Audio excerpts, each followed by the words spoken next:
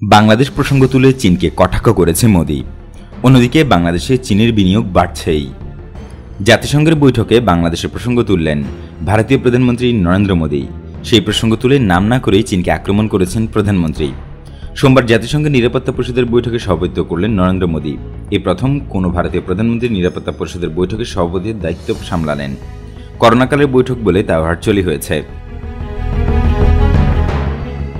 ওই বৈঠকে যোগ দিয়েছিলেন রাশিয়ার প্রেসিডেন্ট ভ্লাদিমির পুতিন, আমেরিকার বিদেশ সচিব অ্যান্টনিও ব্লিংকেন, ভিয়েতনামের প্রধানমন্ত্রী ফাম মিন চিন সহ অন্য দেশের নেতারা।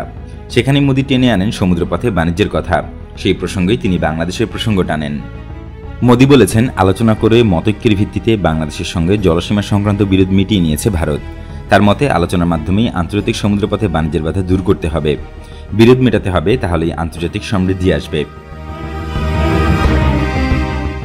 মোদি একবারও চীনের নাম নেননি, কিন্তু তার এই মন্তব্যের লক্ষ্য যে চীন এবং দক্ষিণ চীন সাগরে বেজিংয়ের আধিপত্য বিস্তারের চেষ্টা নিয়ে বিরোধ, তা বুঝতে অসুবিধা হয় না। জাপান, ভিয়েতনাম, তাইওয়ান সহ অনেক দেশের সঙ্গেই চীনের এ নিয়ে বিরোধ দেখা দিয়েছে। গত মে মাসে জাতিসংঘের বৈঠক হয়েছিল চীনের সভাপতিত্বে। তখন ভারতের বিদেশমন্ত্রী জয়শঙ্কর প্রকৃত নিয়ন্ত্রণ রেখায় উত্তেজনা নিয়ে সোচ্চার হয়েছিলেন। অপরদিকে করোনাকালেও বাংলাদেশে ব্যাপক হারে বাড়ছে চীনা বিনিয়োগ। চীন তাদের সার্বিক বিনিয়োগকে ধরে রেখে আরও ব্যাপক পরিসরে বাংলাদেশের সরকারি বেসরকারি খাতের উন্নয়নে বিনিয়োগ বাড়াতে চায়। বিশেষ করে অবকাঠামো, টেলিযোগাযোগ, বিদ্যুৎ, জ্বালানি, পদ্মা সেতু, রেললিং সহ বিভিন্ন সরকারি খাতে চীনা বিনিয়োগ অতীতের সব রেকর্ড ভঙ্গ করেছে। বেসরকারি খাত এই ব্যাপারে পিছিয়ে নেই। বিভিন্ন বেসরকারি প্রতিষ্ঠানকেও চীন বিনিয়োগ দিচ্ছে আলাদাভাবে। চীনে বিভিন্ন কোম্পানি কাজ করছে বাংলাদেশের টেলিফোন, বস্ত্র খাত সহ ব্যবসায়িক বিভিন্ন প্রতিষ্ঠানের সঙ্গে। বর্তমানে সরকারের বিভিন্ন খাতে চীনের বিনিয়োগ করার কথা $2,700 কোটি, তবে বড় ও মাঝারি পর্যায়ে বিনিয়োগ হয়েছে $200 কোটি। অপরদিকে বাংলাদেশকে 97% পর্যন্ত শুল্কমুক্ত সুবিধা দিয়েছে চীন। প্রদত্ত এই সুবিধাকে ইতিবাচক মনে করেন বাণিজ্যমন্ত্রী টিপু মুনশি। একই অভিমত ব্যবসায়ী শীর্ষ সংগঠনের নেতাদের। চীনের রাষ্ট্রদূত লি জিমিং বিনিয়োগ অব্যাহতের আশাবাদও রাখেন। বিনিয়োগ নিয়ে চীনের আশাবাদের সঙ্গে বিভিন্ন মহলে রয়েছে উৎকণ্ঠাও। প্রতিবেশী ভারত বিষয়টিকে কিভাবে দেখছে সে বিষয়ে আলোচনা হচ্ছে। বাংলাদেশের রাজনীতিতে ভারতের বড় ধরনের একটি প্রভাবও রয়েছে, আর চীন ও ভারতের সীমান্ত সহ বিভিন্ন বিষয়ে টানাপোড়েন বাংলাদেশের সার্বিক অর্থনীতি ও রাজনীতিতে প্রভাব পড়বে কিনা সেই আলোচনাও আছে। চীনের ব্যবসায়িক পার্টনারশিপ অনেক দেশের জন্য চূড়ান্ত পরিণতিতে ফল ভালো বয়ে আনেনি। ভারতও এখন ব্যবসায়িক ও বিনিয়োগ সম্পর্কে জোর দিচ্ছে প্রতিবেশী দেশগুলোর সঙ্গে। চীনের সঙ্গে অনেক দেশের হিসাব নিকেশ মিলিয়ে বাংলাদেশকে এই ব্যাপারে সতর্ক থাকার পরামর্শ করা হচ্ছে। তবে বাংলাদেশের অর্থনীতিবিদ ডক্টর জামাল উদ্দিন আহমেদ মনে করেন, চীনা বিনিয়োগ বাংলাদেশের সার্বিক অর্থনীতির জন্য ইতিবাচক, উৎকণ্ঠার কিছুই নেই। একই অভিমত অর্থনীতিবিদ ডক্টর নাজিন আহমেদের। তারা দুজনেই মনে করেন বাংলাদেশে এই মুহূর্তে বিদেশি বিনিয়োগ অনেক বেশি দরকার। বিনিয়োগে এগিয়ে আসা সব দেশকে বাংলাদেশ স্বাগত জানাচ্ছে, নিজের স্বার্থ রক্ষা করেই তা করছে। উৎকণ্ঠার কোনো কারণ নেই।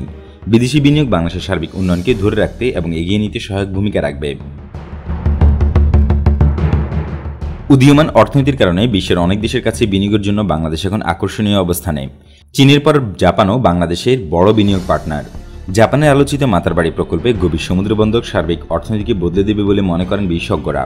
চীন এই প্রকল্পে বিনিয়োগ করতে চেয়েছিল, কিন্তু সরকার বেছে নিয়েছে জাপানকেই।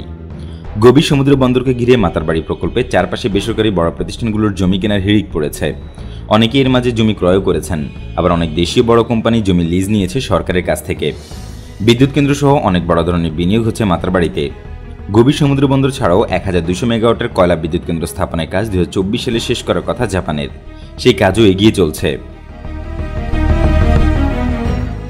বাংলাদেশে বিদেশি বিনিয়োগ চীনের পরের অবস্থান এখন জাপানের। তবে জাপান এবং অন্য কোনো দেশের তুলনায় আগ্রাসী বিনিয়োগে একক অবস্থান তৈরি করেছে চীন। তাদের নজর বড় প্রকল্পের দিকে বেশি। তাদের আরেক প্রস্তাব সরকারি বিবেচনায়ও আছে। তবে বাংলাদেশের চীনের বেশিরভাগ প্রকল্পে কাজ করছে তাদের দেশের নাগরিকরা। পদ্মা সেতু সহ বিভিন্ন বিদ্যুৎ ও অবকাঠামো প্রকল্পে চীনা নাগরিকরাই কাজ করে আসছে। বর্তমানে 1 লাখের বেশি চীনা নাগরিক বাংলাদেশে আসা যাওয়া করলেও কাজ করছে 50,000-এর মতো চীনা নাগরিক। চীন দ্রুত কাজ সম্পন্ন করতে তাদের প্রকল্পগুলোতে নিজেদের লোক অধিক হারে আনছে বলে জানা গেছে। এ ব্যাপারে অর্থনীতিবিদ ডক্টর নাজিন আহমেদ বলছেন, কারিগরি খাতে তাদের একটা বিশাল দক্ষতা রয়েছে। এখানকার বিনিয়োগকারীদের একটি বড় দিক জ্ঞান আহরণ। আমরা তাদের কাছ থেকে অনেক কিছুই নিতে পারি আগামীর জন্য। চীনের তুলনায় অন্য দেশের বিনিয়োগ সেভাবে আসছে না। করোনাকালে বিদেশি বিনিয়োগের চ্যালেঞ্জটা অনেক বেশি বেড়েছে। অনেকগুলো বড় খাতে সরকারের সামনে কোনো বিকল্প নেই। তাছাড়া অন্যরা টাকা পয়সা দেয় না, উপদেশ দেয়। এই কারণেই চীনের প্রতি বাংলাদেশের নির্ভরশীলতা বাড়ছে। অনেক কিছুই বলা যাবে, বিতর্ক করা যাবে। চীনা বিনিয়োগে সরকারের অবস্থান সঠিক বলে মনে করছেন অনেকে। বিশেষজ্ঞরা বলছেন বাস্তবতা নিয়েও ভাবতে হবে বাংলাদেশকে। ঋণের শর্ত পূরণ নিয়ে ভবিষ্যতে কোনো সমস্যা দেখেন না ডক্টর জামাল উদ্দিন। তিনি বলছেন, বাজার অর্থনীতির যুগে বড় বড় প্রকল্পে সরকারি বিনিয়োগ দরকার। সেই দরকার পূরণে সরকার চীনা বিনিয়োগ নিচ্ছে।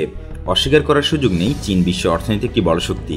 এই শক্তি কি বিশ্ব এড়াতে পারছে না, তাহলে আমাদের মতো দেশ কিভাবে চীনকে এড়াবে?